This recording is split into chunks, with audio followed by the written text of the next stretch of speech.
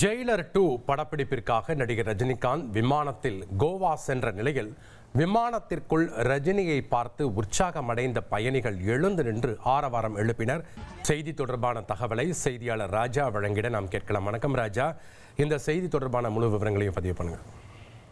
வணக்கம். நடிகர் ரஜினிகாந்த் நடிப்பில் ஜெயிலர் திரைப்படம் மாபெரும் வெற்றி அடைந்ததை அடுத்து ஜெயிலர் 2 இரண்டாம் பாகம் படம் உருவாகி வருகிறது. இந்த படத்தின் படப்பிடிப்பு தமிழ்நாடு, கேரளா போன்ற இரண்டு மாநிலங்களில் பல்வேறு இடங்களில் நடைபெற்று வருகிறது.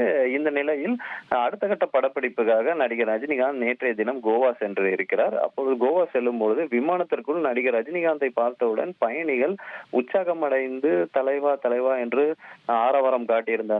பிறகு எழுந்து நின்றும் அவருடன் புகைப்படம் எடுப்பதற்கும் பிறகு அவர் வருகையை வீடியோ எடுப்பதற்குமாக பயணிகள் உற்சாகமடைந்து இருந்தனர். இந்த நிலையில் அதை கவனித்த நடிகர் ரஜினிகாந்த் எழுந்து நின்று அவர்களுக்கு கையசைத்தபடி பிறகு அமர்ந்தார். அந்த வீடியோ தற்போது இணையத்தில் வைரலாகி வருகிறது. எல்லோரும் அந்த ஜெயிலர் படத்தின் பாடல்களை மியூசிக்கா ரீல்ஸ் வீடியோவாக இதை ரசிகர்கள் மத்தியில் பகிர்ந்து வருகின்றனர்.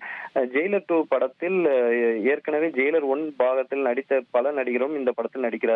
இதை தவிர எஸ். ஏ. சூர்யா, வித்யா பாலன், மிதுன் சக்கரவர்த்தி போன்ற நடிகர்களும் நடிக்கிறதாக கூறப்படுகிறது. இந்த படம் அடுத்த ஆண்டு ஜூன் மாதம் வெளியாகும் என நடிகர் ரஜினிகாந்தே ஒரு பேட்டியில் தெரிவித்திருந்தது குறிப்பிடத்தக்க விஷயமாக பார்க்கப்படுகிறது.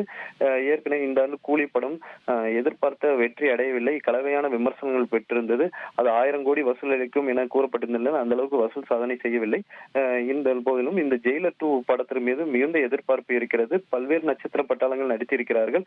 ஜெயிலர் 1 ஏற்கனவே மாபெரும் வெற்றி பெற்ற நிலையில் இந்த படத்தின் மீதான எதிர்பார்ப்பு இன்னும் அதிகரித்திருக்கிறது. நன்றி ராஜா, உங்களுடைய தகவல்களுக்கு. உங்கள் தந்திவன் தொலைக்காட்சியில் கணபதியே வருவாய் தினமும் காலை 7 மணிக்கு காண தவறாதீர்கள்.